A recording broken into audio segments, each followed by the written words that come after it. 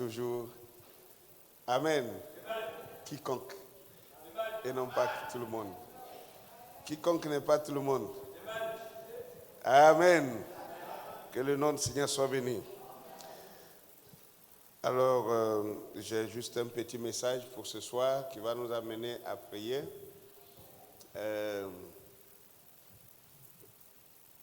On ne fait plus les veillées comme on le faisait dans les années passées.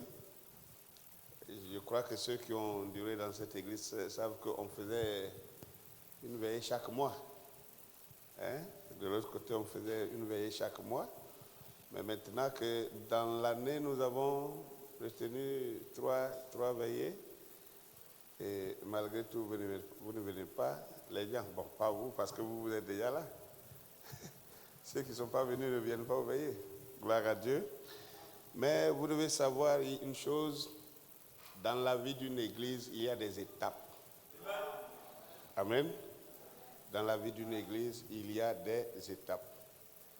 Je parlais un jour avec un prédicateur qui excusez-moi, mais il se vantait de ce que leur église, depuis qu'ils ont commencé, bon, il n'y a pas de... Leur église n'est jamais cassée, hein, et leur église, ça fait des décennies. Bon, j'ai dit, ah d'accord, ça c'est bien. Ça c'est bien. Donc ça veut dire nous autres, où les gens sortent, et donc on a un problème. J'ai dit, ça c'est bien, c'est que toi, ton pasteur est plus puissant que Jésus. Il est plus fort que Jésus. Parce que Jésus lui-même, les gens partaient. En un jour, je sais que 70 sont partis. En un jour, l'église du grand pasteur Jésus. Donc ton pasteur était plus grand. Et lui, il est plus grand que Jésus. Alléluia.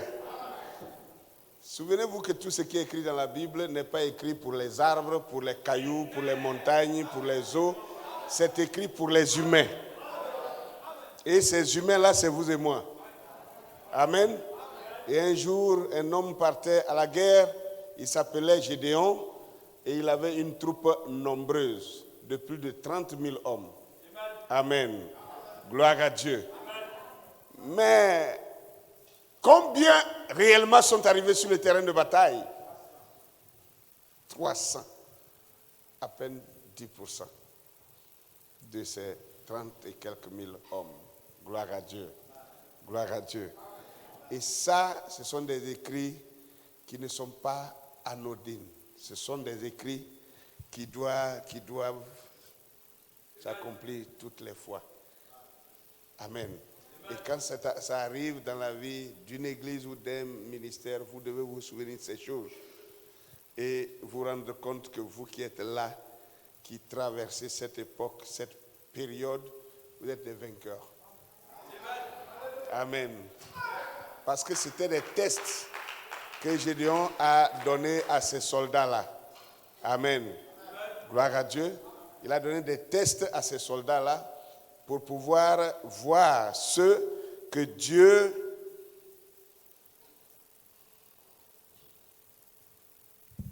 qu'il revient. Alléluia.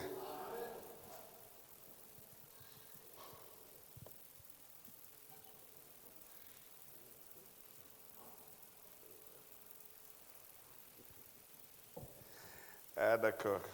Que Dieu soit béni. Bon, de toutes les façons, c'est jusqu'avant que le soleil se lève. Hein? Que le nom du Seigneur soit béni. Alléluia. Il y a beaucoup de choses à la tête. Le diacre vient de me rappeler qu'on a la Sainte Seine. Quelque chose, on s'est préparé pour ça. Mais moi, j'ai une pensée sur un message qui me... Qu'est-ce que je fais? Je lance mon message et on revient à la Sainte Seine. Ça peut aller? Est-ce que ça peut aller? Ça ne sera pas long.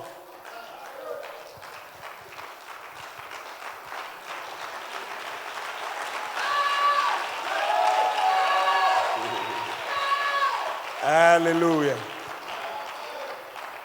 Amen. Alors, le test que Gédéon avait fait pour ses soldats, gloire à Dieu, ça a diminué le nombre jusqu'à, il est resté moins de 10%. Et il a dit, l'Éternel ne peut-il pas gagner la bataille avec le petit nombre comme avec le grand nombre? Amen. Et ce qui montre même d'ailleurs que c'est Dieu qui agit, c'est quand vous n'êtes pas un homme musclé. C'est quand vous n'êtes pas un homme corpulent. C'est quand vous ne paraissez pas un homme fort. Tout le monde voit que vous êtes quelqu'un qui ne peut, en temps réel, vous ne pouvez pas soulever ce poids-là. Et quand vous venez à le soulever, c'est pourquoi je ne suis pas d'accord avec les films hollywoodiens qui montrent un Samson musclé, gaillard, costaud. Ils ont pris un catcheur pour faire ce film-là. Ça ne montre pas que Dieu était dedans. Amen. Samson, pour démontrer la puissance de Dieu dans l'énergie physique, devrait être un homme sans muscles. Il devait être un homme sans grande taille, sans grande forme. Quelqu'un qu'on devait négliger, quelqu'un qu'on devait mépriser. Et donc, quand il posait ses actes, alors tout le monde était épaté, étonné, parce qu'on voyait que physiquement, un gars comme ça ne peut pas soulever ce poids-là. Donc quand il le fait, c'est ça qui montre que Dieu est en lui. Alléluia. C'est comme ça que Dieu agit. Mais si c'est un catcheur, vous voyez, nous avons notre compatriote burkinabé là, qui est actuellement l'homme le plus fort au monde. Iron Bibi. Il a même simulé la scène de Samson. Combien ont vu ça? Des poteaux de, je ne sais pas, 500, presque la moitié d'une tonne de chaque côté. On met des chaînes et il attrape ça, les deux côtés comme ça. Il attrape ça des poteaux, vraiment. Il a attrapé ça pendant près de 5 minutes. Et quand il laisse boire, personne ne peut faire ça au monde. Mais regardez comment il est. Corpulent. Il est costaud comme un ours. Mais si ça se faisait avec un frère, comme celui qui a chanté tout à l'heure, frère Guy Charles, vous voyez un peu, il n'est pas corpulent, il n'est pas musclé. C'est un garçon, mais il n'est pas musclé.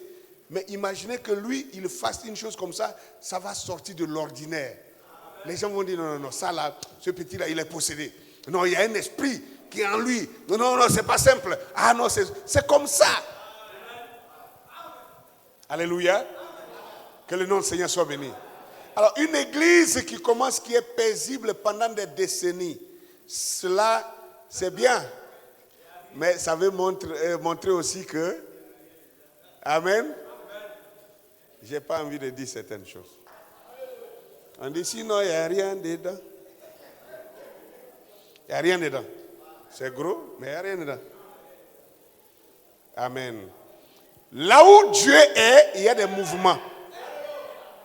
Je dis bien, il y a des mouvements. Il y a des batailles d'esprit. Un matin, on est content. Un autre matin, on est effrayé. Un autre matin, on est perdu un peu là. On est un peu troublé. On se pose des questions. Et puis après, on a des réponses. Et puis encore, on est là. Ah, d'autres questions viennent. Et c'est comme ça. C'est ça le mouvement de la mer.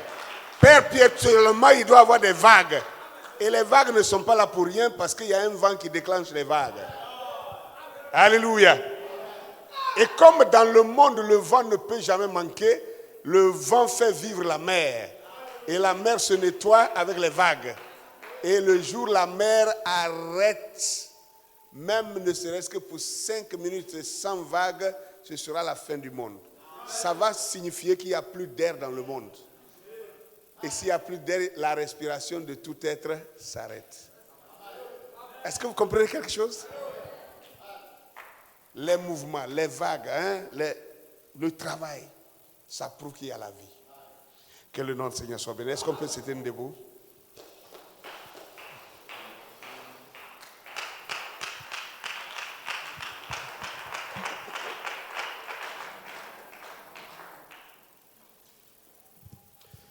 Père Saint, éternel notre Dieu, ce soir, nous sommes venus au Dieu de gloire sous la décision et pour rester 1 heure avec toi, Seigneur, et veiller avec toi. Comme tu l'as dit à tes apôtres, n'avez-vous pas pu veiller 1 heure avec moi? Seigneur, ce soir, nous voulons veiller 1 heure avec toi, Seigneur. Nous voulons être à tes côtés, Seigneur, cette nuit. Nous nous sommes privés de nos couches, Seigneur. Nous sommes privés de notre privilège de sommeil, de repos, pour venir dans ta présence, espérant, ô notre Dieu, repartir avec de grandes bénédictions. Repartir avec, ô notre Dieu, la réponse à nos interrogations. Repartir avec, ô notre Dieu, le soulagement dans notre esprit, dans notre corps, dans notre âme. Repartir avec la guérison de notre corps. Repartir avec le salut de notre âme. Repartir avec la victoire, Seigneur notre Dieu, Père, sur les échecs que nous avons accumulés dans les temps. Que, Seigneur, nous repartions avec la victoire, Seigneur, cette fois. Nous sommes venus, Père, nous privons de toutes ces choses, sachant que nous repartirons avec la joie et l'allégresse. Seigneur Dieu, que la tristesse sera changée en joie et que, Père, nos soucis, Seigneur, s'envoleront et que nous partirons avec l'assurance et avec la fermeté. Et que le zèle, ô notre Dieu, remplacera la paresse qui a occupé, ô notre Dieu, notre roi, nos vies depuis des jours. Seigneur notre Dieu, nous prions que, Seigneur Dieu de gloire, ta faveur soit avec nous ce soir pour bénir, Seigneur notre Dieu, Père, ce rassemblement, pour que cela ne soit pas vain. Que, Seigneur, lorsque nous sortirons le matin, que nous soyons plus forts que lorsque nous rentrions ici ce soir. Merci, Père, de te souvenir de tous les bien-aimés qui sont ici et ceux qui n'ont pas pu effectuer le déplacement. Pour certains, parce qu'ils sont malades dans leur corps, Seigneur. Souviens-toi d'eux, Seigneur. Nous ne voulons pas oublier notre frère, le Papa Sagni, Seigneur Dieu de gloire, qui est encore dans cette situation, ô Dieu de maladie très avancée. Père, nous prions que tu sois miséricordieux envers lui. Seigneur, accorde-lui, Seigneur, ô Dieu de grâce, un apaisement dans son corps, Seigneur. Père, je prie qu'au travers lui, toute autre personne qui souffre dans son corps d'une certaine maladie que ce soit, qui soit absent ce soir, que ta présence soit autour de ces gens, Seigneur Dieu, pour leur accorder un temps soit peu, Seigneur notre Dieu, le soulagement et la guérison. Nous te le demandons au nom de Jésus notre Sauveur, pour ta gloire. Amen et amen.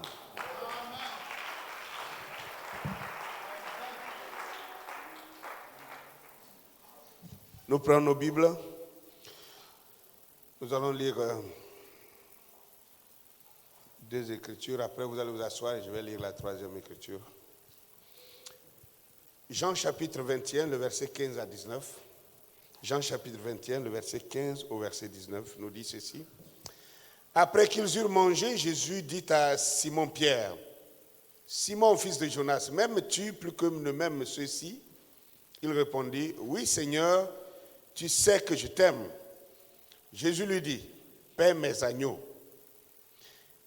Il lui dit une seconde fois, « Simon, fils de Jonas, m'aimes-tu » Pierre lui répondit, « Oui, Seigneur, tu sais que je t'aime. » Jésus lui dit, « Paie mes brebis. » Il lui dit pour une 3e fois, « Simon, fils de Jonas, m'aimes-tu » Pierre fut attristé de ce qu'il lui avait dit pour la 3e fois, « M'aimes-tu » Et il lui répondit, « Seigneur, tu sais toutes choses, tu sais que je t'aime. » Jésus lui dit, « Paie mes brebis. » En vérité, je te le dis, quand tu étais plus jeune, tu te saignais toi-même et tu allais où tu voulais. Mais quand tu seras vieux, tu étendras tes mains et un autre te ceindra et te mènera où tu ne voudras pas. Il dit cela pour indiquer par quelle mort Pierre glorifierait Dieu. Et ayant ainsi parlé, il lui dit, « Suis-moi. » Amen.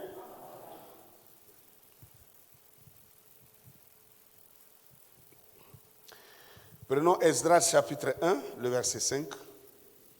Esdras chapitre 1, le verset 5 nous dit, « Les chefs de famille de Juda et de Benjamin, les sacrificateurs et les Lévis, tous ceux dont Dieu réveilla l'esprit, se levèrent pour aller bâtir la maison de l'Éternel à Jérusalem. » Amen. Que Dieu bénisse la lecture de sa parole. Vous pouvez vous asseoir. Je peux lire maintenant le 3e texte pour moi, qui est un peu long, pendant que vous êtes assis.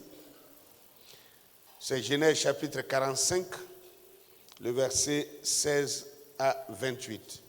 Genèse 45, 16 à 28. Le bruit se répandit dans la maison de Pharaon que les frères de Joseph étaient arrivés, ce qui fut agréable à Pharaon et à ses serviteurs. Pharaon dit à Joseph, dis à tes frères, faites ceci, chargez vos bêtes et partez pour le pays de Canaan. Prenez votre père et vos familles et venez auprès de moi. Je vous donnerai ce qu'il y a de meilleur au pays d'Égypte et vous mangerez la graisse du pays. Tu as ordre de leur dire, faites ceci, prenez dans le pays d'Égypte des chars pour vos enfants et pour vos femmes. Amenez votre père et venez. Ne regrettez point ce que vous laisserez, car ce qu'il y a de meilleur dans tout le pays d'Égypte sera pour vous. Les fils d'Israël firent ainsi. Joseph leur donna des chars selon l'ordre de Pharaon. Il leur donna aussi des provisions pour la route. Il leur donna à tous les vêtements de rechange. Et il donna à Benjamin 300 cycles d'argent et 5 vêtements de rechange. Il envoya à son père 10 ânes chargés de ce qu'il y avait de meilleur en Égypte et 10 ânettes chargées de blé, de pain, de vivres pour son père pendant le voyage. Puis il congédia ses frères qui partirent et il leur dit, ne vous querellez pas en chemin. Ils remontèrent de l'Égypte et ils arrivèrent dans le pays de Canaan auprès de Jacob, leur père. Ils lui dirent, Joseph vit encore, et même c'est lui qui gouverne tout le pays d'Égypte. Mais le cœur de Jacob resta froid, parce qu'il ne les croyait pas, parce qu'il lui avait déjà menti. Amen. Ils lui rapportèrent toutes les paroles que Joseph leur avait dites. Il vit les chars que Joseph avait envoyés pour le transporter. C'est alors que l'esprit de Jacob, leur père, se ranima. Retenez ce mot. C'est alors que l'esprit de Jacob, leur père, se ranima. Alléluia. Et Israël dit, c'est assez. Joseph, mon fils, vit encore. J'irai et je le verrai avant que je meure. Alléluia. Amen. Que le nom du Seigneur soit béni. Alors, le thème de mon message ce soir, que ton esprit se ranime. Ce soir, que ton esprit se ranime. L'avant-dernière phrase dit que c'est alors que le cœur de Jacob se ranima. Parce que l'esprit de Jacob était mort. Hein? Depuis qu'on lui a dit que son fils bien-aimé était mort. Tous les autres fils là ne comptaient plus pour lui. Il faisait exprès, il faisait des efforts. Parce que vous savez, quand les enfants d'Israël, lorsque Absalom livrait la guerre contre son père David, qu'il voulait renverser du trône. Amen. Le jour où la bataille devait être livrée entre les soldats de David contre Absalom et sa troupe. Alléluia. Les hommes de David, les hommes de guerre de David ont dit à David voulait partir en guerre. Mais David ne partait pas en réalité pour combattre contre son fils. David voulait aller dans cette guerre-là pour protéger son fils Absalom. Malgré que Absalom venait contre lui, il a dit à Joab, ne tue pas Absalom. C'est mon fils. Je l'aime. Malgré qu'il veut me tuer, mais je l'aime. Amen. Mais il connaissait Joab. Il savait que Joab n'obéirait pas à ça. Donc il voulait être dans la bataille pour qu'on tue les hommes d'Absalom, mais qu'Absalom ne soit pas tué. Vous savez, quelqu'un de son équipe a dit, David, Tu es notre roi. Nous sommes tes soldats. Nous sommes prêts à mourir pour toi. Toi, tu ne bougeras pas. Tu n'iras pas sur ce terrain de bataille avec nous. Parce que toi, tu vaux 1000 d'entre nous. Alléluia. Est-ce que vous comprenez cela? Il dit, David, toi seul, tu vaux 1000 d'entre nous. 1000 soldats de nous, c'est toi. Donc, si on te tue sur le terrain de bataille, nous, on est foutus. Donc, tu n'iras nulle part. Nous, là, même si on est 10 000, qu'on est parti, on nous a tous tués, et que toi, tu vis, c'est bon. Mais si toi, tu vas, et que tu es mort, nous-mêmes, notre vie ne sera plus rien, parce que Absalom va nous faire décapiter chacun de nous. Donc, toi, là, tu vaux 1000 d'entre nous. Est-ce que je vous fais comprendre? Donc, Jacob avait 12 fils. Mais il était plus attaché à Joseph plus qu'à tous les autres. Il aimait les autres, mais il aimait Joseph doublement. Et quand ses frères ont monté un coup contre lui pour le vendre en Égypte, ils sont revenus dire à leur père que Joseph était mort, déchiré par une bête. Depuis lors, l'esprit de leur père Jacob était mort. Il vivait malgré lui. Il n'avait plus le goût de la vie. Amen. Il était froid pendant toutes ces années.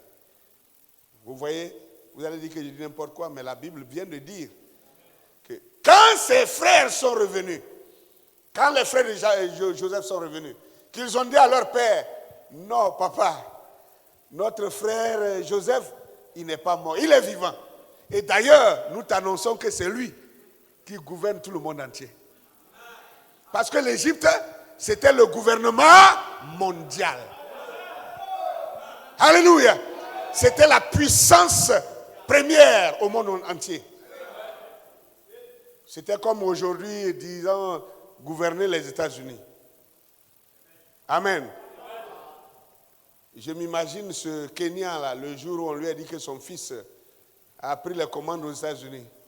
Hein, vous vous imaginez? Hein? Obama, son père est Kenyan. Amen. Son père est Kenyan.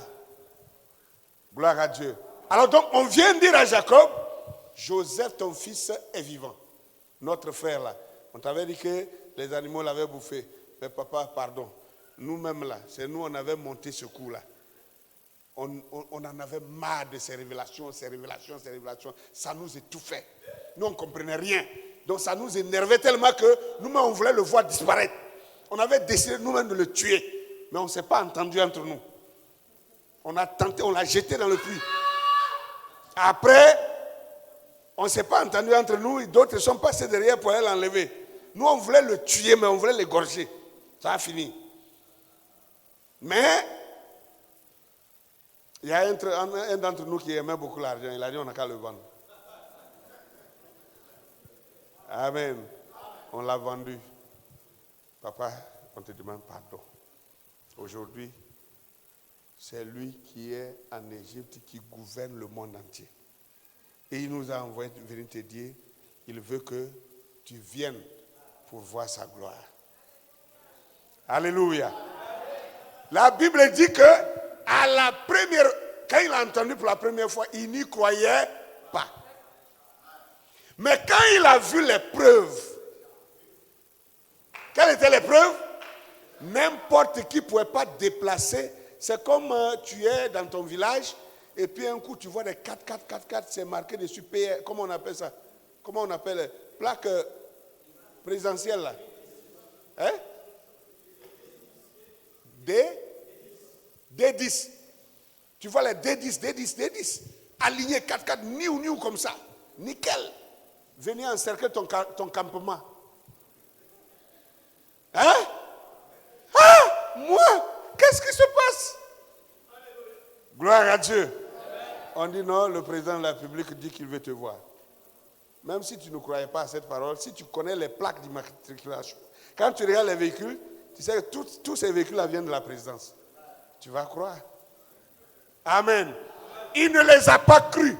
Mais quand il a vu les chars, Tous ces chars-là sont des chars venant de l'Égypte, de la maison royale. C'était des chars de la maison royale. Comment les chars de la maison royale d'Égypte peuvent transporter mes enfants jusqu'à venir chez moi et réclamer que je vienne et puis je vais dire que ce n'est pas vrai. Mes enfants, peuvent, même s'ils sont des grands voleurs, ils ne peuvent pas aller voler les chars de la maison présidentielle mondiale. Ce n'est pas possible. C'est ça qui a permis à Jacob de croire. Il avait les preuves. Il a vu des preuves. Et la Bible dit, c'est alors que son esprit se ranima. Pour qu'un esprit se ranime, prenons la médecine. Quand vous allez dans chaque hôpital, dans un CHU, partout, dans un CHR, il y a un département qu'on appelle réanimation. La réa. La réa veut dire réanimation. C'est une abréviation de réanimation. Donc, quand quelqu'un est dans le coma, quand on arrive, c'est là-bas on l'amène. Quand quelqu'un est évanoui, c'est là-bas on l'amène. Ça veut dire qu'il n'est pas mort, mais il n'est pas vivant. Alléluia. Donc il est entre la mort et la vie. Donc Jacob, son esprit était entre la mort et la vie. Jacob était en quelque sorte dans un coma, dans un état comateux pendant toutes ces années. Il vivait malgré lui. Il n'avait plus le goût de la vie parce que les choses dans son esprit étaient mélangées. La chose qu'il aimait le plus, on lui avait arraché ça. Gloire à Dieu. Mais Dieu avait mis cela en instance afin de lui ramener ça en son temps de la fin. Gloire à Dieu. Dans ses derniers moments de vie, pour que sa joie soit encore plus grande. Alléluia. Et ici, nous voyons que quand Jacob a vu ses preuves, la Bible dit, son esprit se ranima. Je voudrais que vous remarquiez quelque chose. Dans ce texte, il y a beaucoup de choses qu'on ne peut pas explorer ce soir. D'abord, c'est Pharaon. Le jour où Joseph s'est présenté à ses frères, la Bible dit bien que Joseph avait fait sortir tous les Égyptiens du palais, n'est-ce pas? Hein? Et qu'il s'est entretenu seulement avec ses frères. Mais quand il s'entretenait avec ses frères, ça veut dire que les Égyptiens n'étaient plus là. C'est ce qu'on appelle le type de l'enlèvement. Hein? Que l'épouse était, il a dit à sa femme de monter dans la chambre supérieure. Et puis il a dit aux Égyptiens, sortez du palais. Parce qu'il voulait parler intimement avec ses frères. Donc l'épouse est partie dans l'enlèvement, c'est-à-dire dans la chambre haute. Et lui maintenant, il est avec Israël, ses frères.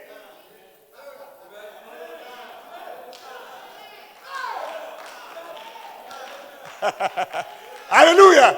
Et donc quand il est avec Israël, ses frères, il a demandé aussi aux Égyptiens de s'éloigner. Parce qu'il veut les parler. Mais regardez quelque chose. Gloire à Dieu. Quand il parlait avec ses frères, c'était entre lui et ses frères. Mais laissez-moi vous dire que les Égyptiens ont entendu. Dans le même texte. Hein?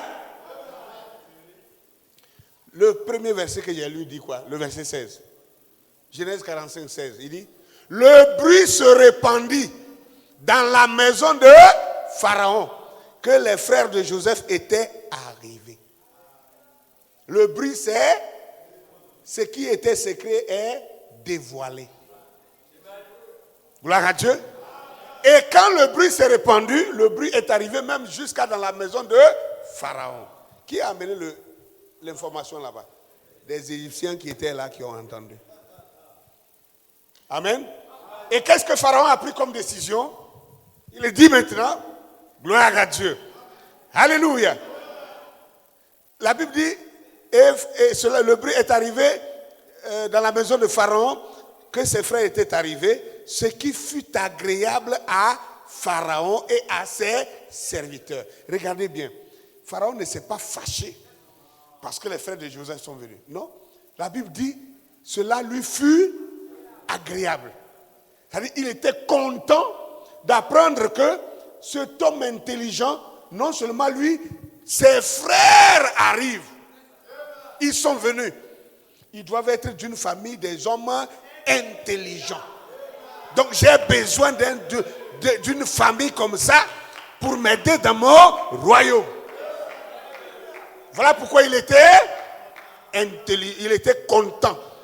Et maintenant le verset 17 dit, Pharaon dit à Joseph, dis à tes frères, faites ceci, chargez vos bêtes et partez pour le pays de Canaan. Qui a donné ça, cet ordre-là? Pharaon lui-même. C'est Pharaon qui dit maintenant, non seulement toi, tu es ici, tu es devenu égyptien, tu ne parles plus. Mais j'ai appris que tes frères sont venus. Dis-leur, ils n'ont qu'à retourner. Tous leurs autres frères qui sont là-bas, toutes leurs familles qui sont là-bas, si votre père vit, si votre mère vit, même si votre grand-mère vit, même si la grand-mère de votre grand-mère vit, ramassez-les. Prenez le nombre de chars.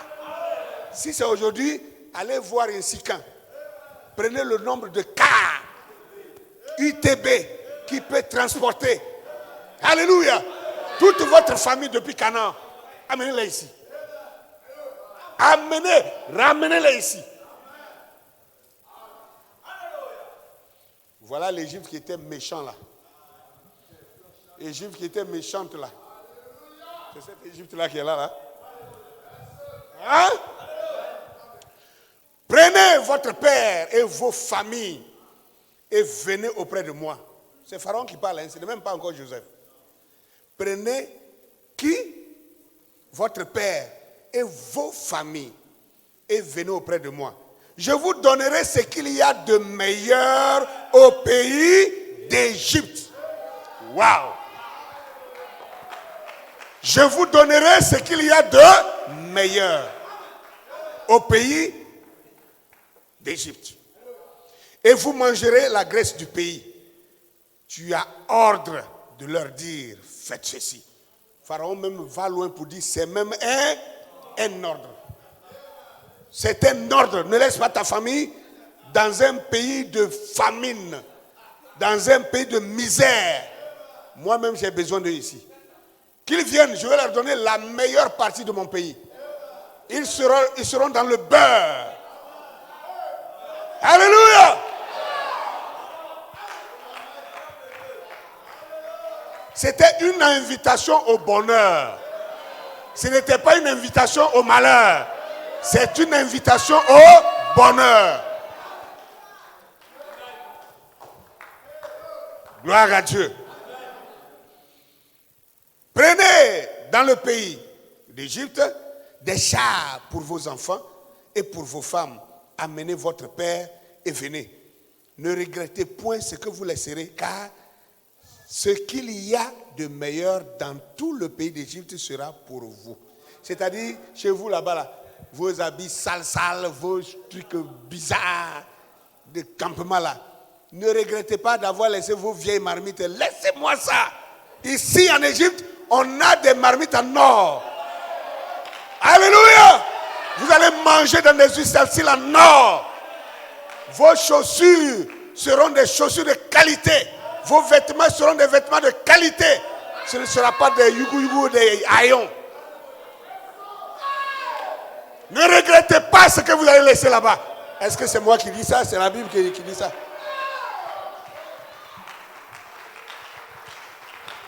Alléluia. Il dit qu'il vous donnera ce qu'il y a de meilleur dans tout le pays d'Égypte. Et ce sera pour vous. Il dit les fils d'Israël firent ainsi. Joseph leur donna des chars, etc. etc. Alors c'est maintenant qu'ils se sont levés. Et même en partant, pour encore les contenter, pour le voyage de quelques jours là, il leur donne encore des vêtements de rechange.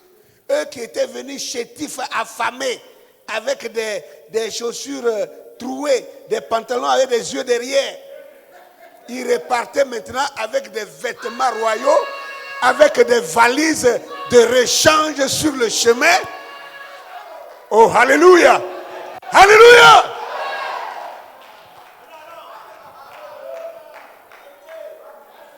je veux que vous reteniez quelque chose.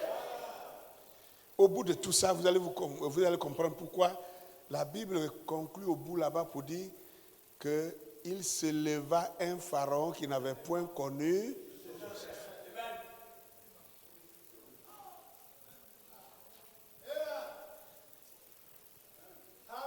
Si Israël est arrivé en Égypte directement pour être esclave, ça c'est compliqué. Est-ce que c'est ça qui est là? On dit on va vous donner la mer. Ça dit vous venez à Abidjan ici là. Le président vous invite. Toi tu es au Mali là-bas ou bien tu es au Burkina ou bien je ne sais pas quoi. Tu es au Tchad, vous êtes pauvre. Le président de Côte d'Ivoire dit venez. Quand vous allez venir là, vous n'allez même pas habiter à Bobo. Vous allez habiter à Cocody.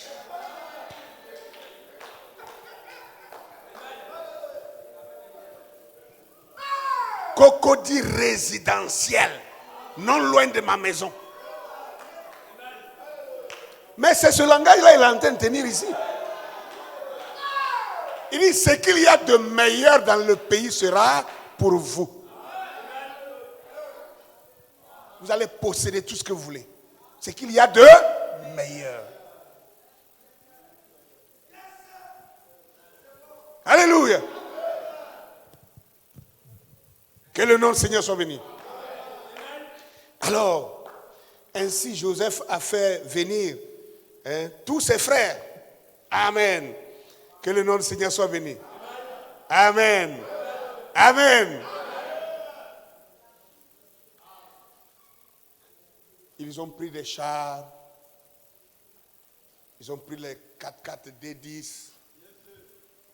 Plaques jaunes. Avec des escortes.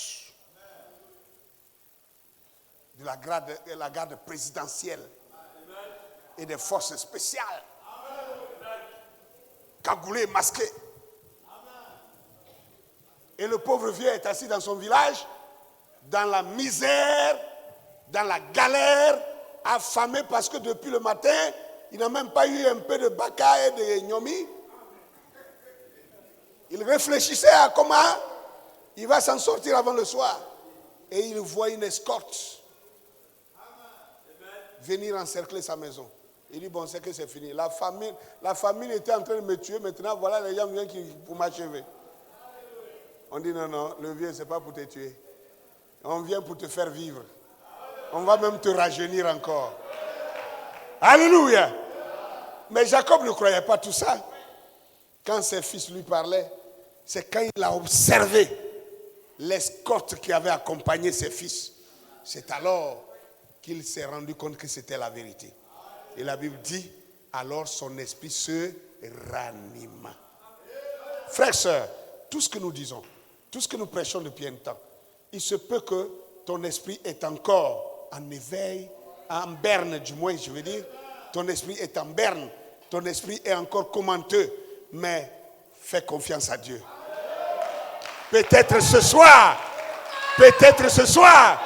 ton esprit sera ranimé.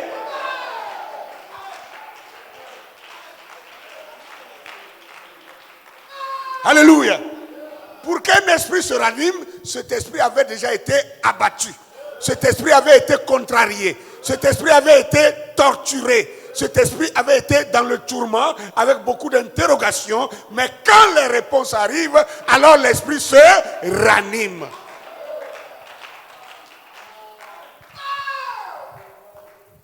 Alléluia. Que le nom du Seigneur soit béni. Amen.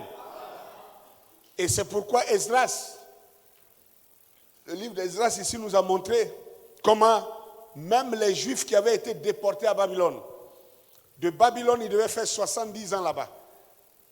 Et quand ils étaient à Babylone, ils ont fait un certain nombre d'années.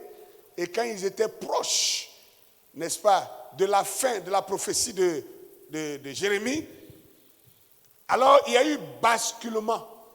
C'est-à-dire, le régime babylonien est tombé au profit d'une nouvelle ascendance, alléluia, des Perses et des Mèdes. Et les Perses ont pris les commandes du monde. Et Babylone a été oubliée. Et du coup, les esclaves, pas les esclaves, là ils n'étaient pas esclaves, les exiliés les déportés d'Israël. Parce qu'il y a différence entre esclaves et exiliés. Amen. Donc, Israël à Babylone n'était pas des esclaves. Ils étaient des exiliés. Ils avaient été des déportés. Donc, quand les Perses ont pris la commande, amen, ils ont vaincu les Babyloniens, ils ont pris, parce que quand on vient, qu'on décapite un pays, un État, on ne tue pas tout le monde. Amen.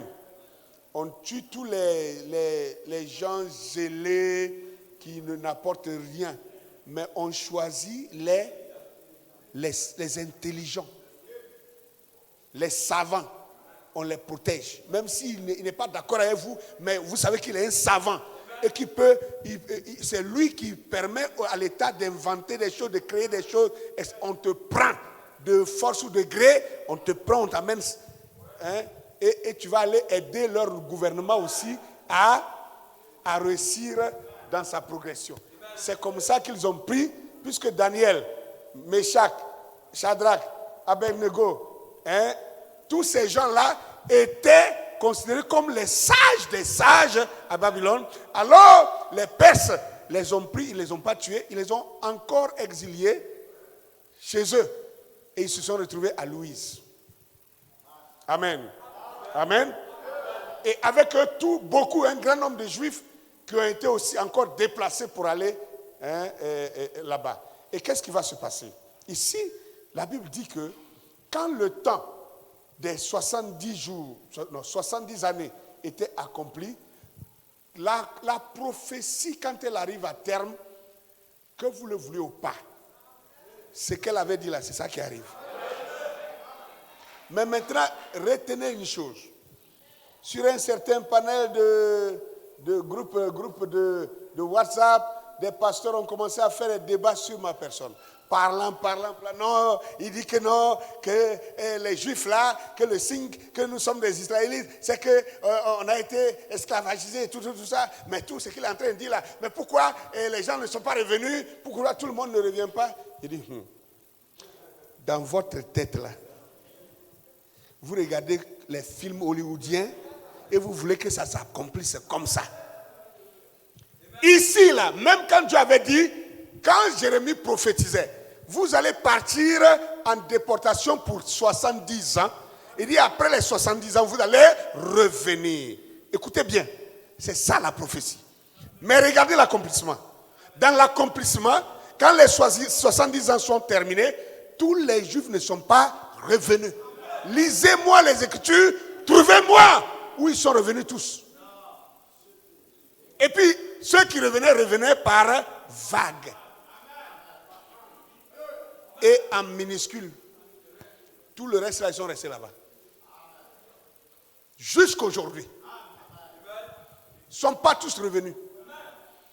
C'est pourquoi la Bible dit ici que les chefs de famille de Juda et de Benjamin et les sacrificateurs et les Lévites, et il dit, tous ceux dont Dieu réveilla l'esprit se levèrent pour aller bâtir la maison de l'Éternel où? À Jérusalem. Donc vous voyez, dans la déportation, ils étaient nombreux. Ils sont partis en vagues, gros comme ensemble comme ça. Mais pour revenir, ils sont revenus graduellement. C'est pourquoi vous verrez que Néhémie a conduit un groupe. Néhémie était chef de file d'un groupe qui est revenu. Amen. Et plus tard, Esdras était aussi chef de file qui a conduit encore un autre groupe des années après. Ils sont venus comme ça, séquencés. Mais le jour où ils partaient, ils étaient gros, tous ensemble. Vous voyez un peu. Maintenant, la Bible dit ici, pourquoi la Bible n'a pas dit tous les Juifs qui étaient là-bas se levèrent et repartirent pour aller bâtir la maison de l'Éternel? Non, il n'a pas dit tous les Juifs. Il dit qui? Tous ceux dont l'Éternel réveilla l'esprit. S'il vous plaît.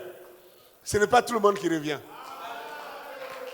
Tout le monde est parti en captivité, mais tout le monde ne revient pas de la captivité.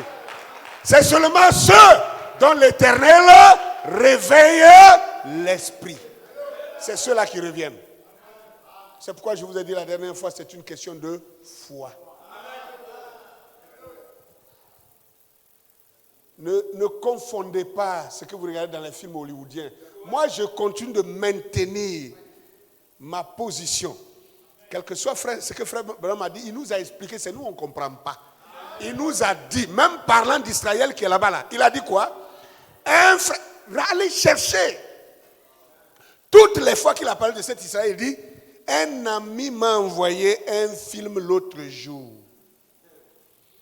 Et ce film s'intitule Minuit moins. Amen. Et il dit quoi? Je voyais ces Juifs monter dans les avions. Des vieillards qu'on transportait sur des civières. Et les journalistes qui les interrogeaient pour savoir, oh, repartez-vous en Israël pour mourir? Et ils répondaient, non, nous repartons pour y voir le Messie. Il dit, ce film a changé ma perception des Écritures. Allez lire ça. Maintenant, je vous pose la question. Qui sont ceux qui ont tourné ce film? Des chrétiens? Est-ce des chrétiens? Des païens hollywoodiens? Mais quand lui l'a regardé, même en tant que prophète, ça a changé sa compréhension des Écritures. Il n'a pas dit, le Seigneur m'a dit. Il a regardé un film. Et le film a changé sa perception des Écritures. Parce que tous les médias avaient commencé à parler d'Israël est revenu sur le territoire, Israël, les radios parlent, les télévisions parlent, sur le téléphone, partout, les journaux, on écrit comme ça, on écrit, donc ça impacte tout. C'est le même Branham qui dit, dites un mensonge. Continuez de le répéter. Il finit par être accepté comme une vérité. Mais quand Branham, de façon inconsciente, saisi par l'esprit, devait répondre à une question claire là-dessus, il a dit, attention mes frères, si vous voyez les Africains parce qu'ils sont noirs, et vous pensez que leur noirceur est égale à la malédiction, mais je vais vous dire que de toutes les façons, le juif est aussi noir. Ça là, c'est inconscient. Ça là, c'est l'Esprit de Dieu parlant au travers de Branham.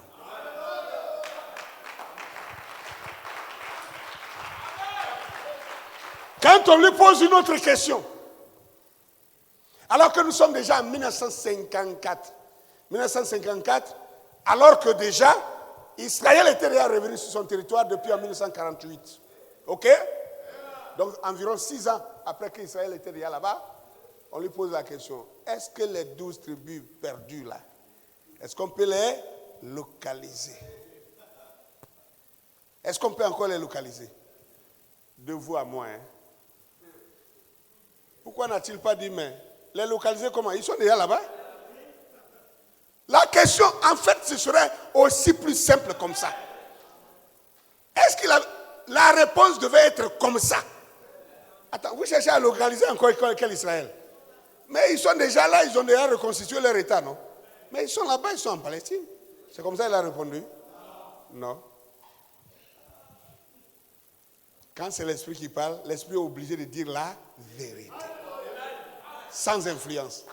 L'Esprit répond au travers de Branham pour dire, oui, on peut les localiser géographiquement et dans la Bible. Ça veut dire, il vous envoie vous mettre au travail. Au lieu de dire qu'ils sont là-bas, il dit non, on peut les localiser géographiquement. Allez chercher géographiquement où vous allez les trouver. C'est fort possible, vous pouvez les trouver. Et aussi en consultant la Bible. Qu'est-ce qu'il avait besoin à nous fatiguer comme ça? Au lieu de dire, mais ils sont déjà là, ils ont déjà leur étoile, leur drapeau, ils ont leur monnaie, ils ont leur état, ils ont un président, mais ils sont là-bas, tu cherches à les localiser comme encore. Quand Jésus, on a posé la question à Jésus, Amen, montre-nous le Père, cela nous suffit. Il n'a pas dit aller le chercher. Il a dit, mais il y a si longtemps que moi, le Père, je suis avec vous, tu ne m'as pas encore connu. Il n'a pas envoyé les gens aller chercher. Que le nom du Seigneur soit béni. Alléluia!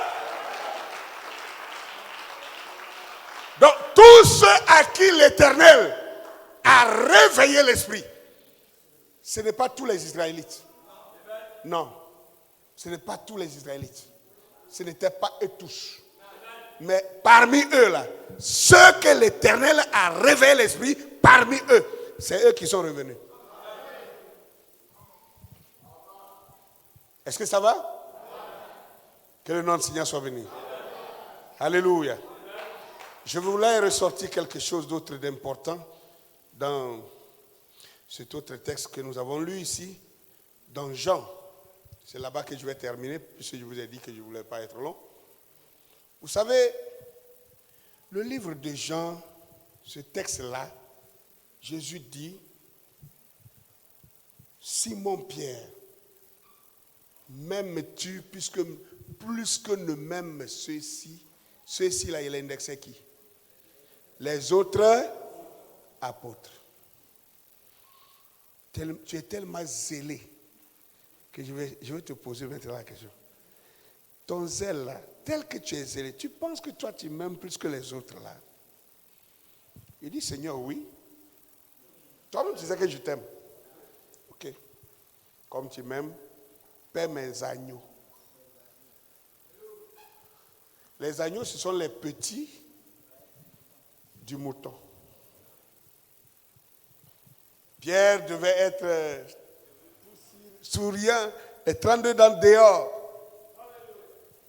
Si Jésus s'était arrêté là, Pierre allait établir une doctrine selon laquelle c'est à lui.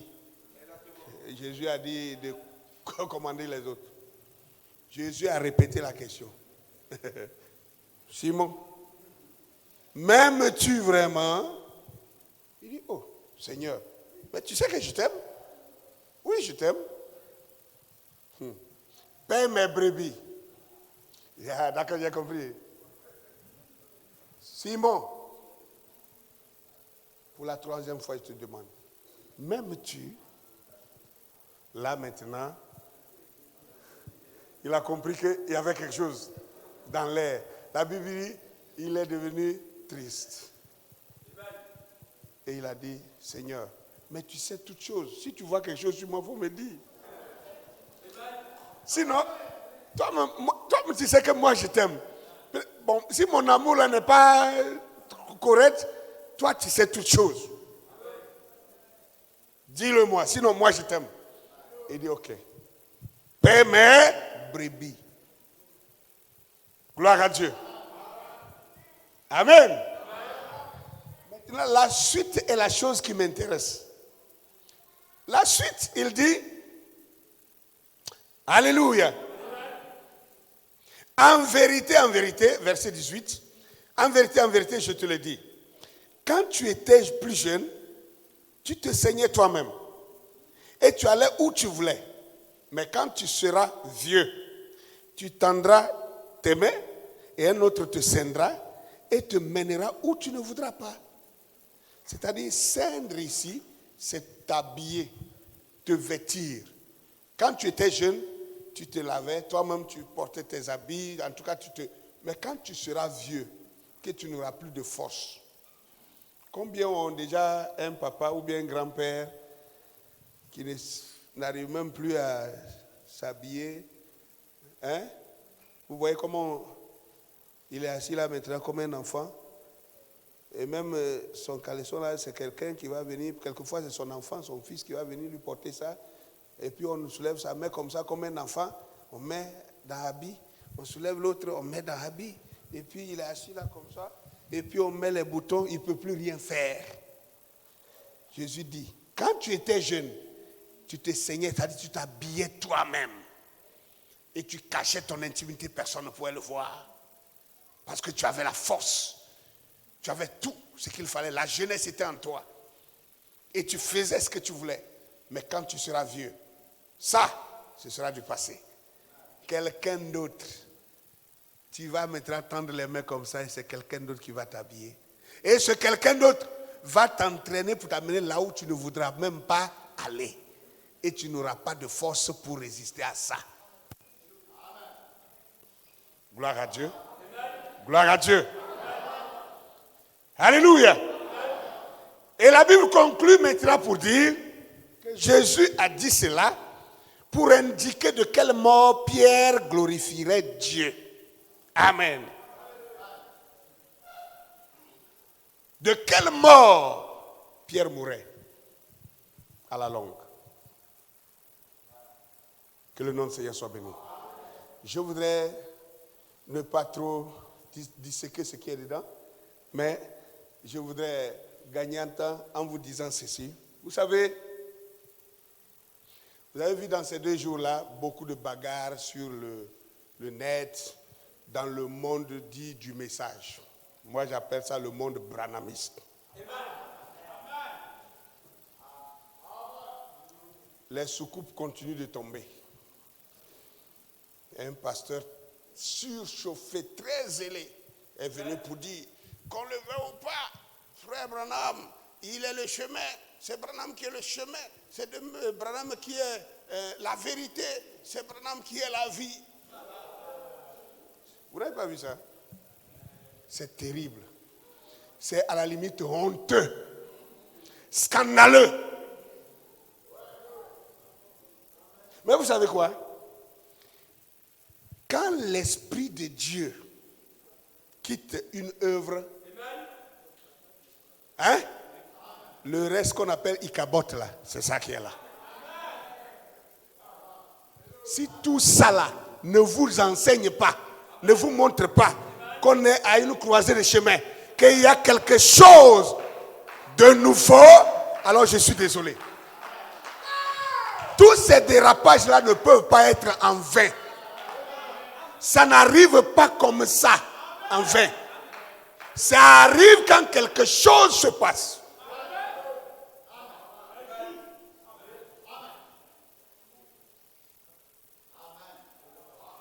On a même comme l'impression que rien ne doit plus se passer sans Branham jusqu'à l'éternité. Et ça, c'est dommage. C'est vraiment dommage.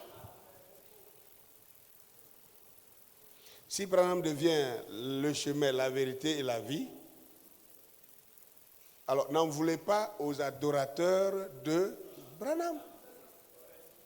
Puisque ce que moi je sais, la Bible dit qu'il n'y a qu'un seul nom qui a été donné, par lequel nous devons être sauvés. Et ce nom c'est quoi? Et c'est ce Jésus qui est le chemin, la vérité et la vie. Quelle que soit votre compréhension, si c'est autre chose que ça, ce n'est plus la Bible. Et si ce n'est plus la Bible, alors vous êtes foutus.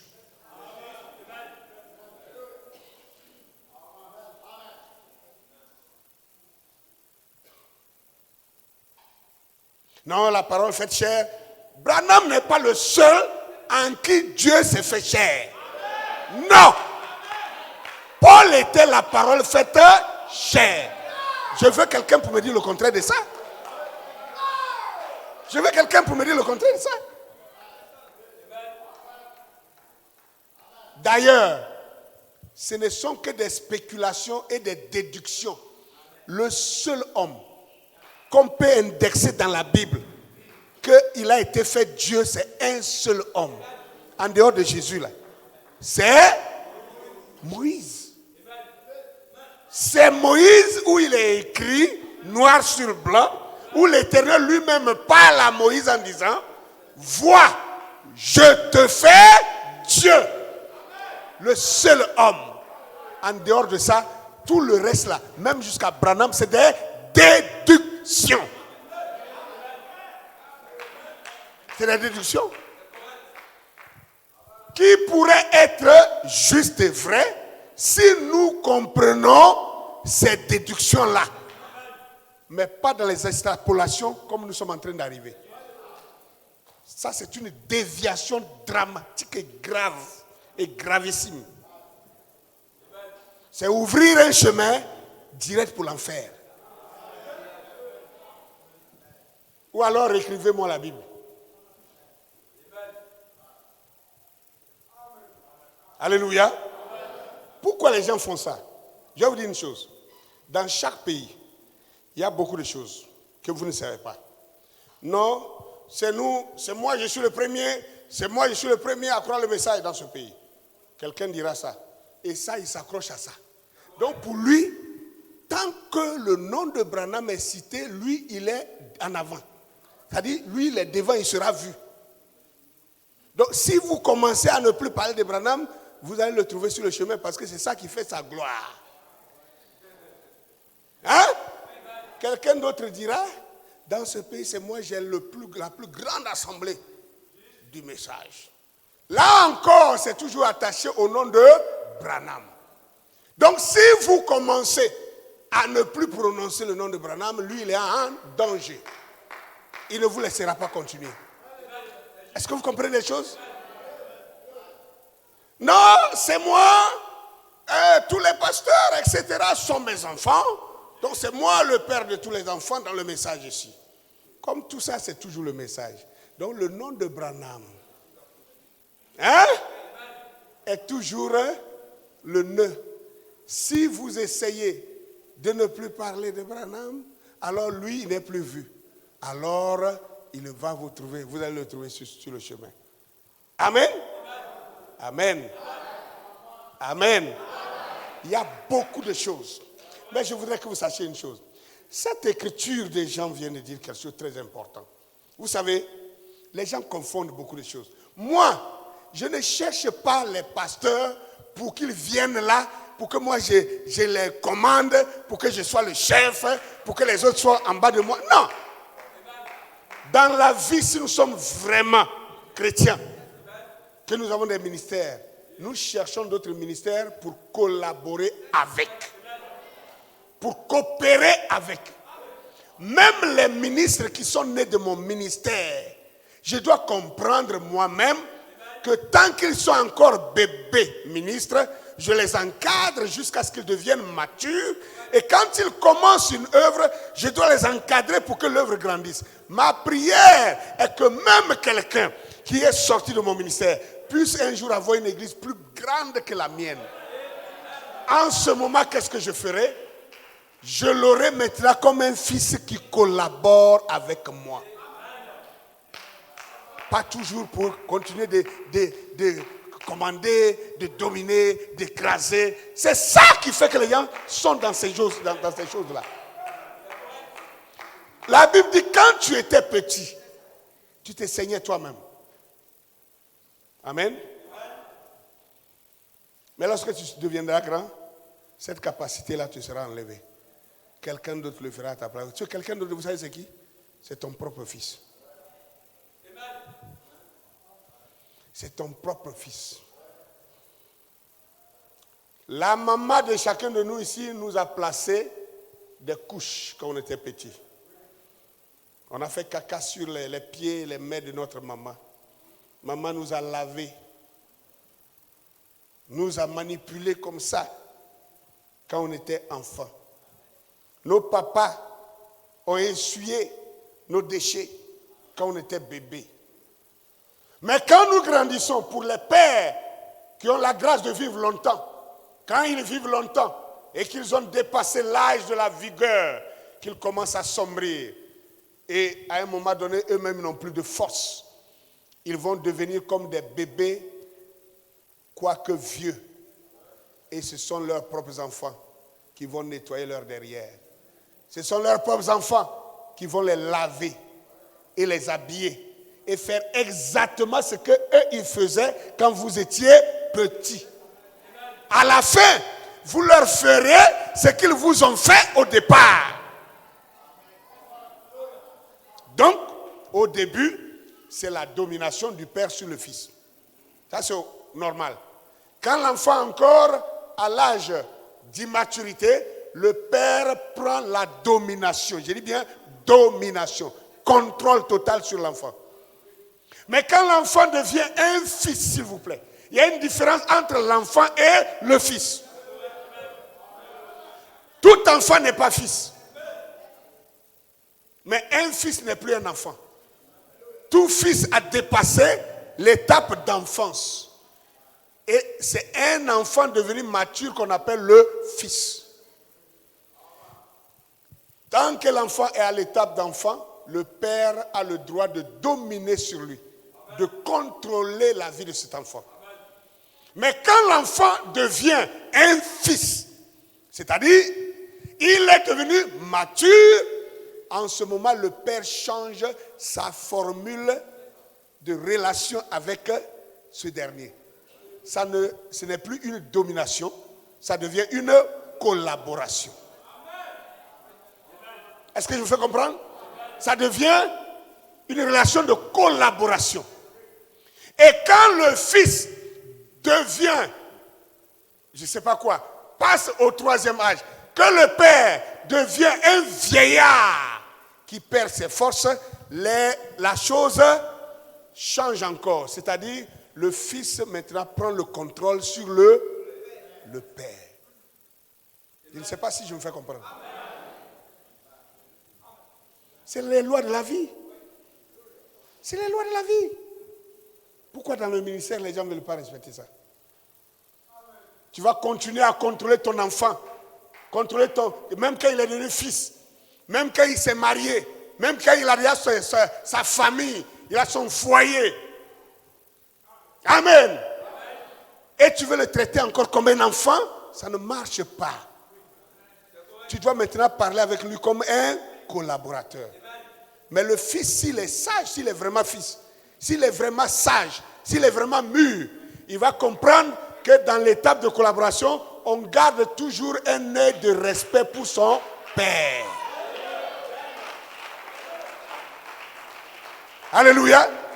Ça ne veut pas dire que ton père est devenu ton camarade ou tu racontes n'importe quoi sur lui. Non. Mais ça veut dire au moins que le père maintenant s'assoit sur la même table avec toi et il cause avec toi d'homme à homme. Et il parle maintenant des choses franchement sans les coder. Parce que ce qu'il sait, tu le sais aussi maintenant. Amen. Que le nom du Seigneur soit béni. Jacob et Joseph. Joseph a été enfant de Jacob. Et la Bible dit que quand Joseph est né, Jacob a aimé tellement Joseph. Amen. Qu'il ne le laissait pas s'éloigner de lui. Donc le père Jacob contrôlait la vie de Joseph. Je dis bien, contrôlait la vie de Joseph.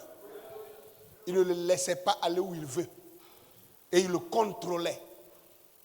Jusqu'à ce que ses frères, jaloux, l'arrachent de la main de leur père pour le vendre en Égypte. Et le père a perdu tout espoir de retrouver son fils. Mais regardez la manière dont Jacob avait pris soin de son fils Joseph.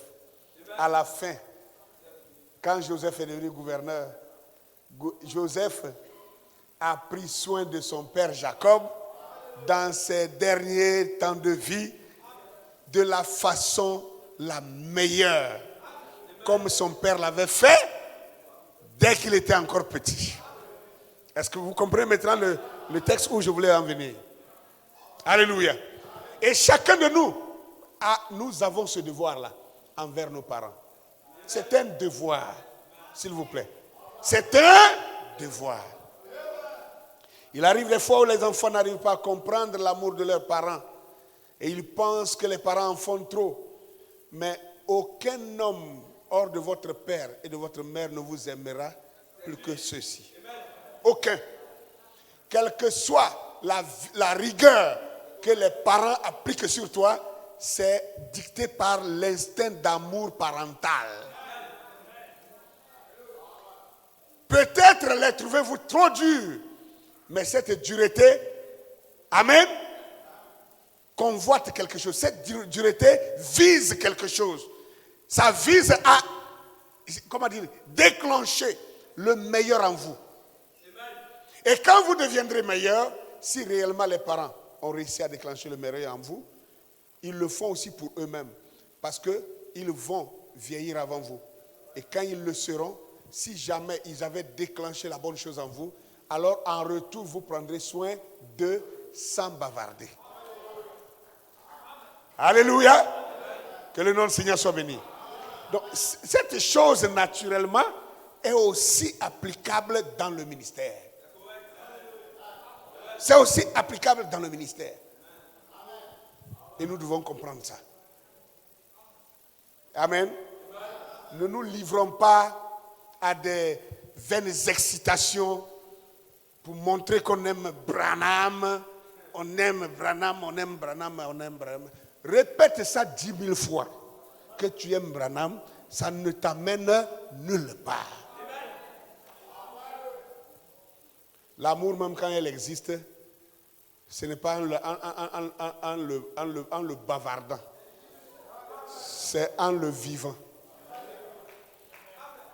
Si tu aimes Branham, tu prêcheras le message qu'il a laissé d'une manière que quelqu'un ne vienne pas l'attaquer. Maintenant, depuis que les gens ont commencé à dire Branham ou rien, les gens ont commencé à dire qu'ils aiment Branham plus que Dieu, les païens, les dénominationnels ont commencé à dire on n'avait pas dit que c'était un faux prophète. Que voilà. Il a amené les gens maintenant à l'adorer. Donc les gens s'attaquent à Branham à cause de toi. Et toi tu penses que tu es en train de le protéger. Tu penses que tu es en train de l'aimer, tu es en train de l'élever. Tu es en train de le rabaisser. Tu es en train de le détruire.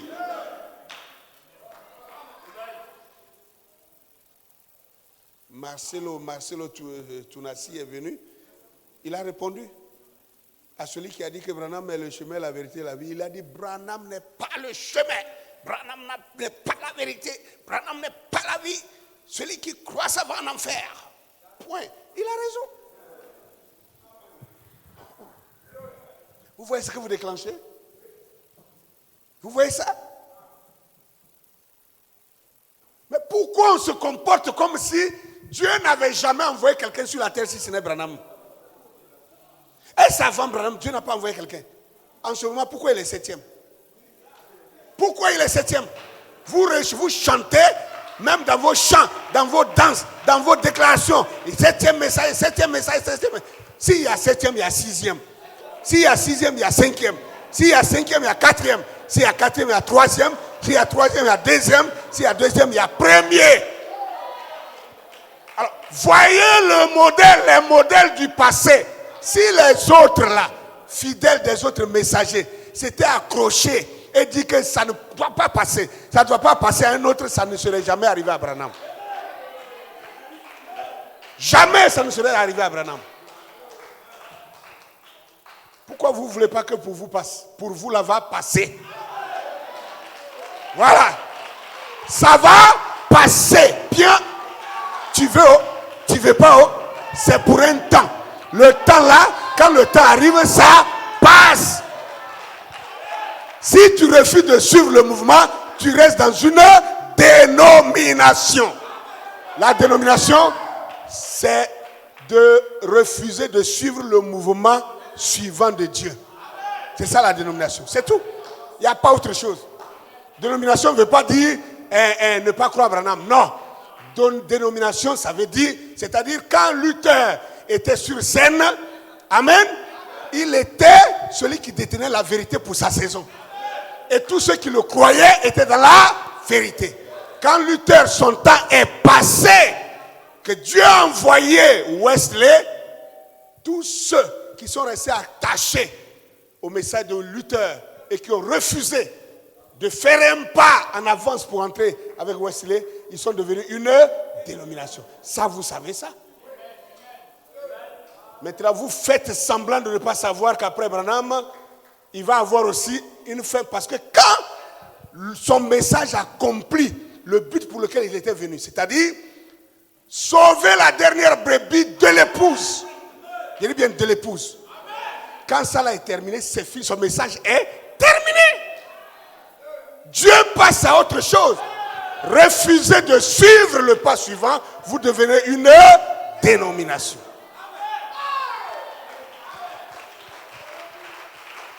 Peu importe les chants que vous chantez, peu importe les déclarations que vous faites, aimez Branham comme vous voulez. J'aime Branham, j'aime Abraham. Abraham là, lui là, il a fait sa foi, il est parti pour être dans la présence de Dieu. Il faut aimer Abraham comme tu veux, mais si tu n'accomplis pas l'exigence de ta saison, tu es hors saison. Tu vas te retrouver comme le riche et le pauvre Lazare. Tu vas dire à Abraham, mais moi je t'avais aimé. Il dit oui, mais ce n'était pas ça la condition. Dieu n'avait pas dit de m'aimer plus que les autres.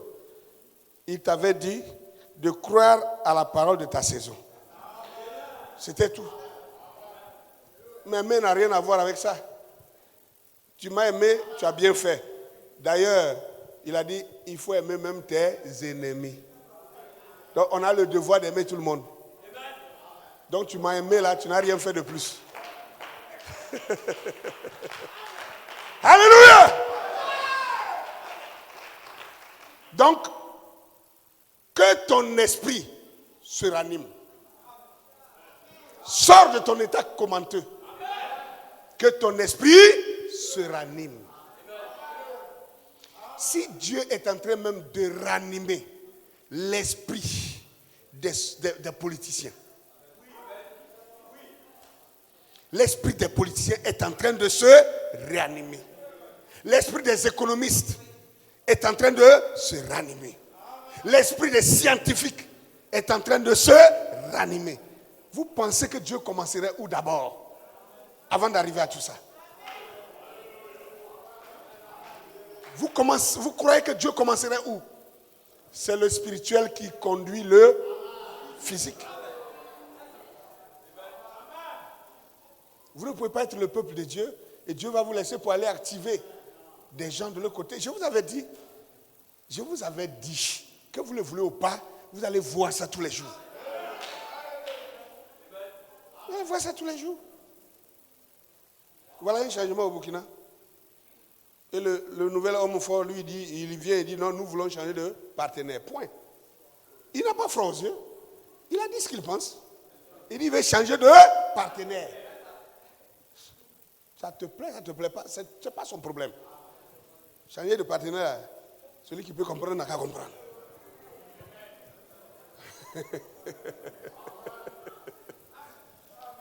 Hein? Attendez, vous n'avez rien vu. Le grand géant, le Nigeria, est en train de traîner les pas. Quand ça va arriver là-bas, ce sera terrible.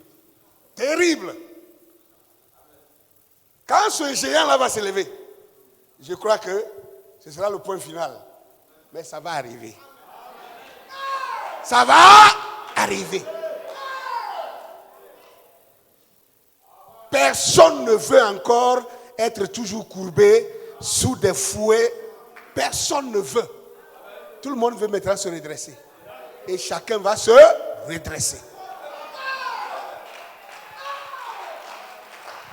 Alléluia. Jacob a beau pleurer son fils. Jacob pendant des années pleurait Joseph. Joseph, oh mon fils. Mais les animaux ont tué mon fils. Il a pleuré année après année. Mais un jour, Dieu devait ranimer son esprit. Et lui dire, le temps de ta consolation est arrivé. Alors ce soir, le temps de ta consolation est arrivé. Alléluia. Que ton esprit se ranime. Que ton esprit prenne de la force. Que ton esprit s'éclaire. Lève-toi et brille, car ta lumière est venue. Alléluia.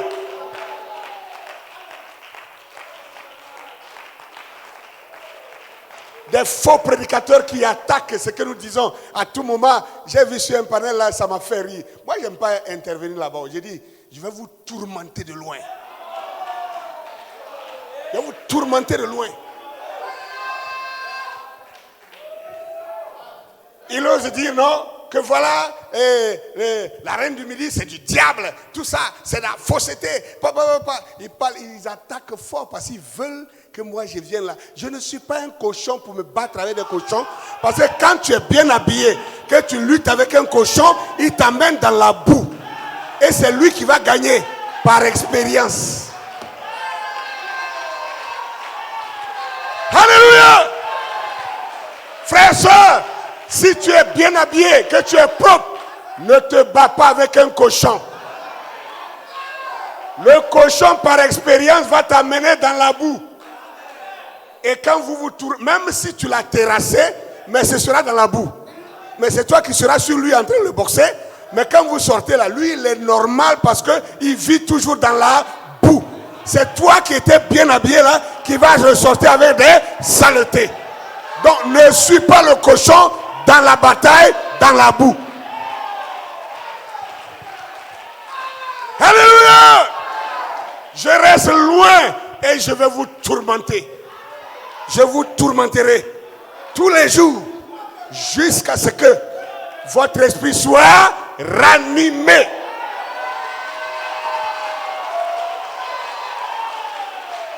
Alléluia! Ce n'est pas tout le monde qui est retourné pour aller bâtir la maison de l'Éternel à Jérusalem. C'est ceux-là seulement à qui l'Éternel a réveillé l'esprit. Et vous devez prier pour que l'Éternel réveille votre esprit. Être juif, être hébreu, ça ne suffit pas. Être hébreu, c'est déjà une bonne chose que tu sois identifié. Parce que quand tu es identifié, tu sauras quelle est ta part dans la parole. Parce que le juif n'a pas la même part que les autres nations. Sa part est différente. C'est pourquoi lui, il est obligé d'être identifié. On ne doit pas le mélanger avec n'importe qui. Non.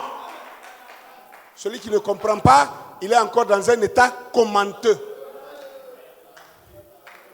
Et il faut que l'Éternel ranime son esprit.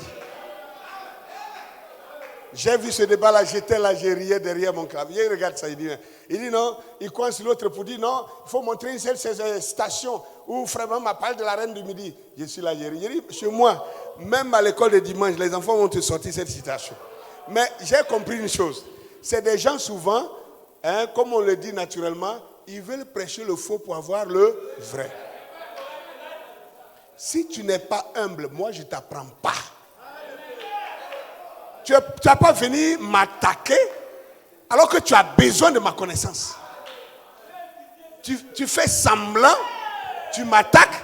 Non, il faut envoyer la citation. Tu as besoin de cette citation. Dis-moi simplement, quand tu parles de la reine du midi, quelle est la citation qui parle de ça? Pose-moi la question humblement, je sors, je te le donne.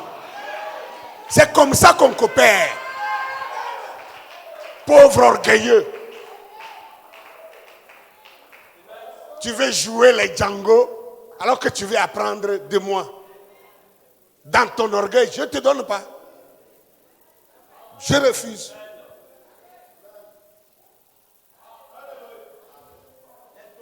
Qui ne sait pas ici dans cette assemblée que Frère Bama parle de la reine de midi? Qui ne sait pas ça? Amen. Il va s'arrêter là, il va voir quand cette reine du midi se lèvera et quelle influence, quel impact elle aura sur les gens. Alors toi, tu vas me dire que n'importe quoi. N'importe quoi. Moi, ça ne me dit plus rien. Je n'ai pas besoin d'être quelque chose que ce que Dieu a fait déjà de moi. Voilà. Dieu a déjà fait de moi quelque chose. Ça là, ça me suffit. Ce que toi, tu veux faire là, ça t'engage. Ça ne me regarde pas. Je suis tranquille. Amen. Je suis tranquille. Dans le monde là, il y a des gens comme ça. Assimi est chez lui. Goïta. Goïta, Goïta. Goïta, Goïta, Goïta. Les gens sont assis chez eux. En France, en Allemagne. Ils s'énervent de ce que le matin encore il est toujours vivant. Mais il vivra. Il mourra seulement quand Dieu décidera qu'il va mourir.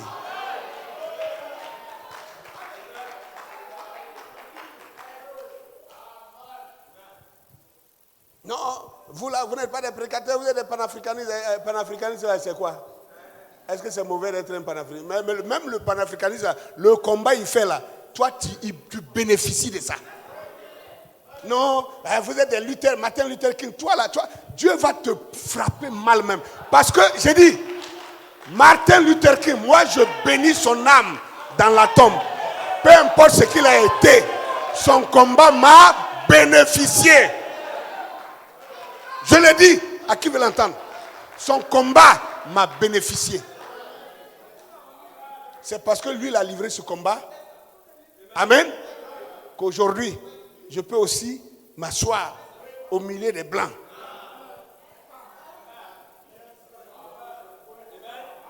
Les parkings étaient partagés. Toute la ville est divisée en deux. Tu es noir, tu ne dois pas traverser la rue de l'autre côté. On te trouve là-bas, on te brûle vivant. Un bus passe, tu n'as pas le droit de monter dans ce bus-là. Ça, c'est le bus des blancs. École, ça là. Toi, tu n'as pas le droit d'aller dans cette école parce que c'est l'école des blancs. Toi, tu n'as pas le droit d'aller là-bas.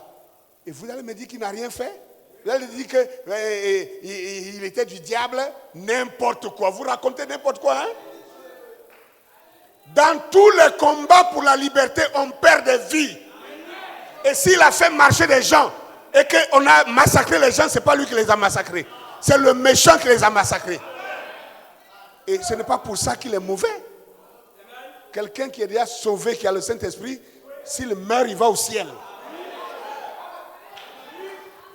Moi, je bénis Dieu pour Nelson Mandela, pour son combat. Des gens sont morts en Afrique du Sud, année après année, mais aujourd'hui, ils sont libres sur leur territoire. Vous parlez de quoi? De quelle vérité on parle maintenant? Comment on peut être chrétien et s'asseoir là et on dit, quelqu'un qui voit le mal et qui ne le combat pas, il le soutient. Si tu ne dénonces pas le mal, tu es complice du mal. Alors où est ton christianisme? Où est ton christianisme? Tu as venu me dire que tout le combat que Martin Luther a mené, ce n'était pas bon. Martin Luther King, je veux dire. N'importe quoi. Et les blancs qui tuaient les gens, ils avaient la Bible en main. Ils avaient la Bible en main. Juger un jeune garçon de 9 ans en lisant la Bible. Ils ont fini de lire la Bible, on le pend. Et puis ils retournent à l'église pour aller prêcher pour que le Saint-Esprit descende. Vous me parlez de quoi? Lui, il est chrétien. Et quelqu'un qui dit non, je ne suis plus prêt à vivre cette humiliation. Moi aussi, je veux l'égalité des races. Et vous allez dire que c'est lui qui est le diable. Et celui qui tient la Bible, qui pend les enfants, lui, il est du Saint-Esprit. Vraiment, votre christianisme, là, revoyez ça. Il y a un christianisme de l'enfer et il y a le christianisme céleste. Ce n'est pas la même chose. Moi, je ne suis pas dans celui de l'enfer. Non. Que le nom du Seigneur soit béni. Que ton esprit se ranime. Je veux que ton esprit se ranime. Tu ferais mieux de dire à ton frère que ton esprit se ranime. Ne reste pas mort. Que ton esprit se ranime. Ranimez votre esprit. C'est ceux seulement qui ont l'esprit réveillé que Dieu traite avec. Dieu ne traite pas avec quelqu'un qui a son esprit en berne, qui a son esprit en coma. Dieu veut des esprits réveillés. Dieu veut des esprits éclairés. Il a dit, lève-toi et sois éclairé, car ta lumière est venue.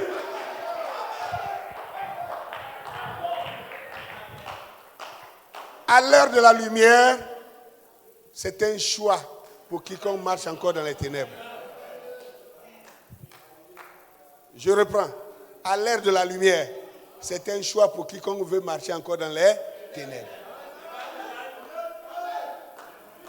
Sinon, à l'ère de la lumière, tout le monde a accès à la lumière. Et c'est un choix. Maintenant, si toi, tu demeures encore dans les ténèbres, c'est un choix. Tu as choisi d'être là. Alors, je préfère que tu choisisses la lumière. Dieu, au commencement, quand il a dit, j'ai mis le chemin de la vérité, et de la vie et de la mort devant toi, lui-même, on parle de liberté. On dit non, le libre arbitre, en réalité, est-ce que ça existe? Non, entre nous. En réalité, est-ce que le libre arbitre même là, vraiment ça existe? Dieu dit, j'ai mis la vie et la mort devant toi, la malédiction et la bénédiction. Et il dit, choisis la vie.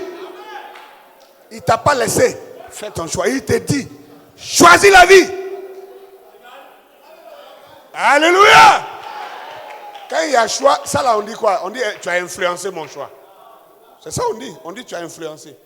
Donc quand quelqu'un t'a influencé, déjà tu n'es plus libre. Hein? Mais c'est ce que Dieu a fait. Il dit, mon fils, choisis la vie.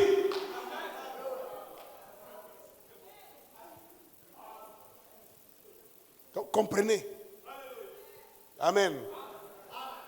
Nous sommes à une autre saison. Vous devez comprendre ça. Votre problème, comme je le dis toujours, vous auriez aimé que ça soit ailleurs. Ah, il paraît qu'il y a un prédicateur là. En tout cas, ce prédicateur là est en train de dire que tant est en train d'arriver. Que le temps, Branham avait dit ça, que c'est comme ça. Il est où? Non, on dit qu'il est aux États-Unis là-bas. En tout cas, lui, il parle des choses. Hein. Ah, il faut m'envoyer ces bandes aussi. Non, moi aussi. Non, je vais les choisir comme mon pasteur. C'est comme ça que les gens veulent. Et comme ce n'est pas ça, c'est difficile pour vous. Mais Dieu ne changera plus ça. Regardez. Amen. Dieu avait pris ces mots. Les blancs ont dit, on ne veut pas d'un homme noir. Dieu l'a peint en blanc. Il est venu William Branham. Hein? Mais à l'ère du verseau, Dieu ne le fera plus.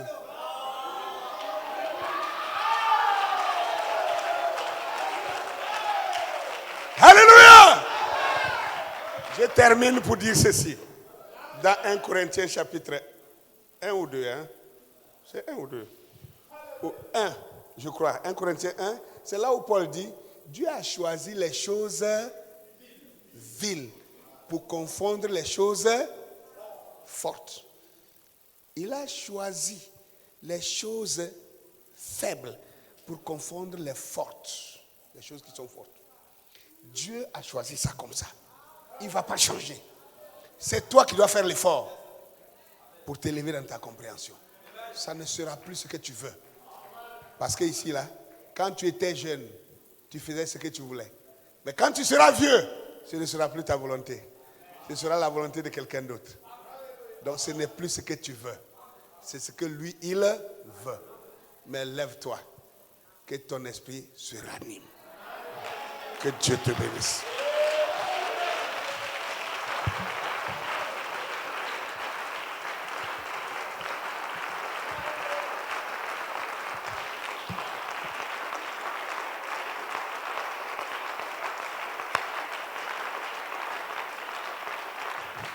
On va tous se tenir debout. Tu vas te tenir sur tes pieds. Ce soir, avant de passer à la communion, je voudrais que nous prions. Frères, on a assez parlé du réveil du midi. On en parlera encore. Mais il est temps que nous puissions joindre à nos paroles des actions fortes. Nous devons commencer à prier Dieu. Priez pas comme autrefois. Pendant des années, nos prières ont été influencées par la vie politique de chaque pays. Ah non, les Burkinabés. Ah non, les Maliens. Ah non, les Guinéens contre nous. Ah, tant. Et on a vu ça, parce que dans chaque pays, chaque politicien dressait un peuple contre un peuple. Mais nous sommes arrivés à un point où nous comprenons maintenant que notre adversaire, ce n'est pas l'homme. Amen. Ce n'est pas le frère en face. C'est un système mondial. Amen. Qui est au-delà de nos peuples. Gloire à Dieu. Donc notre prière ne doit plus être, non, les Burkinabés là, hein, les Guinéens là, les Maliens là, ils sont comme si. C'est pas ça. Regardez. Même certains héros, après qu'ils aient été captivés, jugés ailleurs, ils sont revenus, ils ont compris. Ils ont changé leur manière de combattre. Ils ont commencé à parler au nom de l'Afrique et non au nom d'un peuple. Du coup, ils ont englobé tout le pays et les autres pays ensemble. C'est ça le système qu'il faut combattre. Le système, c'est quoi? Gloire à Dieu. C'est l'Occident contre l'Afrique. Si on n'a pas compris ça, nous serons en train de mener un combat vain. Et si on reste aussi pour dire nous sommes neutres, personne n'est neutre sur la terre. Nous, on est chrétiens, ça ne nous regarde pas, ça te regarde très bien. Parce que toutes les décisions qui sont prises, bonnes ou mauvaises, ça a un impact sur ta vie. Covid, mensonge ou vérité, tu as souffert ça quand même. Quand on a dit confinement, tu es resté chez toi à la maison. Que tu le voulais ou pas, tu es resté. Voilà les décisions qui sont prises, que tu dis que ça ne te regarde pas, mais ça t'impacte. Donc, il est temps qu'on prenne le taureau par les cornes. Qu'on comprenne qu'on n'est pas des esprits. On est des fils de Dieu spirituels, mais on vit dans la chair. Et on est physique. Et tout ce qui est physique nous concerne aussi. Tu vas lever la voix. Tu vas dire, Seigneur, à l'ère du verseau, il est vrai que tout doit se savoir. Mais toute vérité, aussi tout mensonge doit être chassé. Et tout esclavagisme, et tout avilissement, et toute négation doit céder place. Amen. À la positivité dans notre vie. Nous te prions pour notre chère Afrique. À commencer par notre chère Côte d'Ivoire. Tous les peuples de la Côte d'Ivoire, sans exception. Ne prie pas contre un Djoula parce que tu n'es pas Djoula. Ne prie pas contre un Bété parce que tu n'es pas un Bété. Ne prie pas contre un Abé parce que tu n'es pas un Abé. Nous sommes un seul peuple. Alléluia. Et nos peuples sont sans limite. Ça rentre en Guinée, ça rentre au Burkina, ça rentre au Mali, ça rentre au Niger, ça rentre au Ghana. Et les tentacules sont partout. Nous sommes un seul peuple. Tant qu'on n'a pas compris ça, nous serons en train de faire un travail pour le diable. Prions et disons, Seigneur, nous voulons le relèvement de toute l'Afrique. Que l'esprit des Africains s'éveille. Que l'esprit des Africains s'éveille, se ranime. Et que comme un seul homme, nous réclamons ce qui est à nous. Et que Dieu puisse nous relever. Que notre dos qui était courbé sous la chicote du maître sévère, que notre dos se redresse maintenant. Prie le Seigneur ce soir. Prions pour l'Afrique ce soir. Prions pour l'Afrique et son réveil. Prions pour l'Afrique et son réveil. Demandons, Seigneur, nous voulons maintenant ce réveil. Tu as promis qu'il y aura un réveil pour l'Afrique. Que l'Afrique sortirait de son esclavagisme. Que l'Afrique sortirait du dos courbé et de la chicote de tous les jours. Seigneur, redresse le dos de celui qui est courbé maintenant. Et que l'esclave qui est sur le cheval du prince descende. Et que le prince monte sur son cheval. Alléluia! Et nous croyons que l'Occident est cet esclave